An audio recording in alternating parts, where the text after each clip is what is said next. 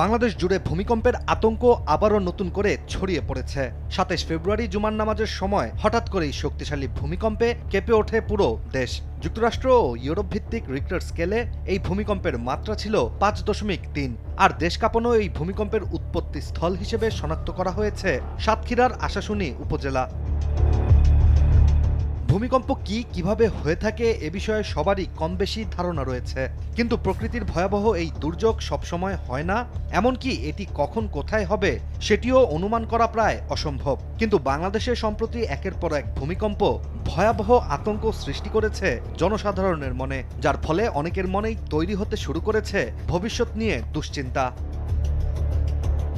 জনসাধারণে আতঙ্ক তৈরির পেছনে যথাযথ কারণও রয়েছে, কেননা নতুন বছরের ফেব্রুয়ারি মাসেই পুরো দেশ জুড়ে অনুভূত হয়েছে 10টিরও বেশি ভূমিকম্প, যার ফলেই প্রশ্ন উঠছে এগুলো কি শুধুই স্বাভাবিক ভূমিকম্প নাকি এর পেছনে রয়েছে বড় কিছুর পূর্বাভাস। ২৪ ঘন্টার ব্যবধানে বাংলাদেশ জুড়ে ৫.৩ এবং ৩.৭ মাত্রার দুটি ভূমিকম্প হয়েছে।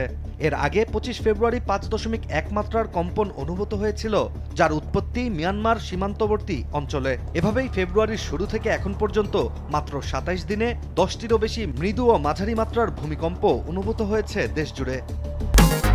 প্রাণ লাচ্ছি, খুব খাচ্ছি, আরাম পাচ্ছি।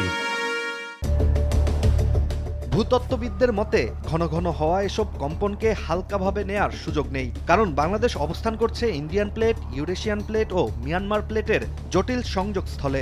আর উত্তরে হিমালয় বলয়, পূর্বে মিয়ানমার আর্ক, দুই দিক থেকেই ভূগর্ভে চাপ তৈরি হচ্ছে। ফলে বছরের পর বছর ধরে জমে থাকা শক্তি ছোট ছোট কম্পনের মাধ্যমে আংশিক মুক্ত হচ্ছে নাকি বড় বিস্ফোরণের আগে সতর্ক সংকেত দিচ্ছে, তা নিয়ে রয়েছে জল্পনা কল্পনা। এছাড়া বাংলাদেশের আশেপাশে সক্রিয় ফল্ট লাইনগুলোর মধ্যে রয়েছে ডাউকি ফল্ট লাইন ও আরাকান ফল্ট। তাই বিশেষজ্ঞদের ধারণা দেশের উত্তর পূর্ব ও দক্ষিণ পূর্ব অঞ্চল ভূতাত্ত্বিকভাবে অত্যন্ত সংবেদনশীল। আর অতীতে ১৯৫০ সালের ভয়াবহ আসাম সিলেট ভূমিকম্প, যেটির মাত্রা ছিল ৮.৬, প্রমাণ করে যে এই অঞ্চলে বড় কম্পন অসম্ভব কিছু নয়।